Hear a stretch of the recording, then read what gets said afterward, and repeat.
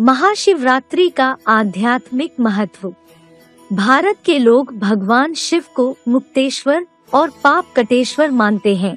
भारत में यह मान्यता है कि भगवान शिव आशुतोष हैं, अर्थात जल्दी और सहज ही प्रसन्न हो जाने वाले हैं, और अवधरदानी भी हैं, अर्थात सहज ही वरदान देने वाले हैं।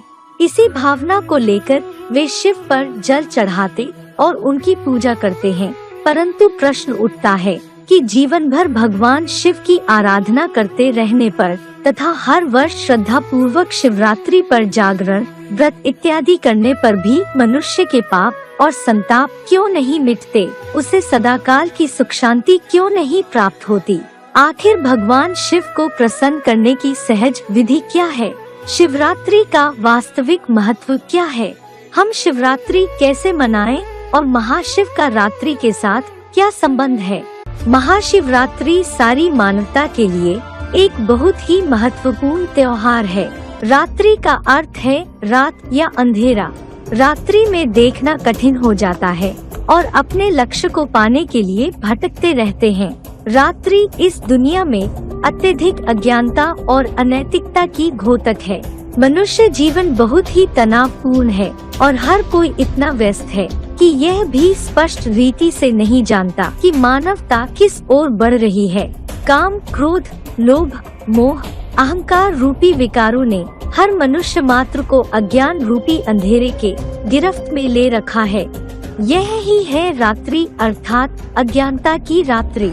अज्ञान अंधकार की वह रात्रि सभी मनुष्य मात्र के लिए कल्याणकारी साबित हो जाती है।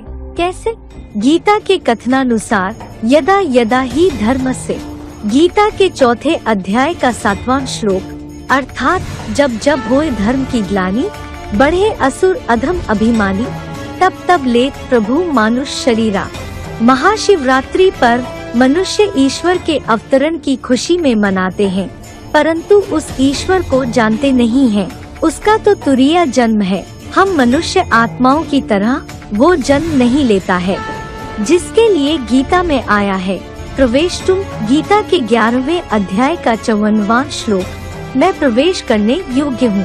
प्रवेशनीय अर्थात दिव्य जन्म लेता हूँ।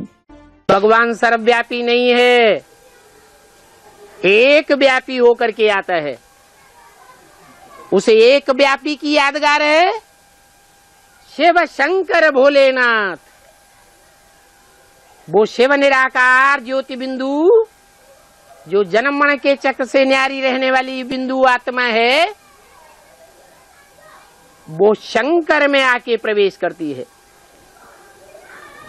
और किसी देवता में मुकर्रर रूप से प्रवेश नहीं करती। इसलिए 33 करोड़ देवताओं के बीच में सिर्फ एक शंकर देवता ही है जिसका नाम शिव के साथ जोड़ा जाता है, और किसी भी देवता का नाम शिव के साथ नहीं जोड़ा जाता। ज्ञान सूर्य प्रगटा, अज्ञान अंधेर विनाश, अर्थात जब काम, क्रोध, लोभ, मोह, अहंकार रूपी विकारों की गिरफ्त में मनुष्य फंस जाते हैं, जब मनुष्य अधर्म को ही धर्म समझने लगते हैं, ऐसी घोर रात्रि में भगवान आकर के हमें ज्ञान की रोशनी देकर जगाता है, जिसकी यादगार में शिवरात्रि के दिन जागरण करते हैं, अर्थात अज्ञान की नींद से जागना। महाशिवरात्रि के दिन खास 3 पत्तों वाले बेलपत्र का महत्व होता है, जिसे भगवान शिव पर चढ़ाया जाता है। बेलपत्र की 3 पत्तियां त्रिमूर्ति शिव के 3 कार्यकर्ता ब्रह्मा, विष्णु और शंकर की यादगार हैं। इन 33 कोटि देवताओं में सर्वोच्च 3 मूर्तियों द्वारा भगवान शिव प्रैक्टिकल में विश्व कल्याण हेतु कार्य कराते हैं, अर्थात ब्रह्मा द्वारा दैवी दुनिया की स्थापना, शंकर द्वारा पुरानी आसुरी दुनिया का विनाश और विष्णु द्वारा दैवी दुनिया की पालना। इस दिन मनुष्य उपवास करते हैं। उप माना नजदीक, वास माना बैठना, अर्थात प्रेम और श्रद्धा पूर्वक भगवान के निकट होना ही वास्तविक उपवास है। भक्ति मार्ग में तो हम एक दिन उपवास कर लेते हैं, अर्थात एक दिन प्रेम से भक्ति पूजा पाठ कर उनके निकट रहते हैं, जिससे मन को कुछ क्षणों के लिए शांति की प्राप्ति हो जाती है। यदि हम साकार में आए हुए भगवान के वास्तविक स्वरूप को जान लेते हैं तो सदाकाल भगवान के निकट रहकर अखूट सुख शांति की प्राप्ति कर सकेंगे। शंकर को ही शांति देवा कहा जाता है, जिसके द्वारा सारी दुनिया में शांति स्थापन हो जाती है। वही इस सृष्टि का प्रथम पुरुष है, जिसे गीता में कहा है, त्वम आदि देवः पुरुषः पुराणः।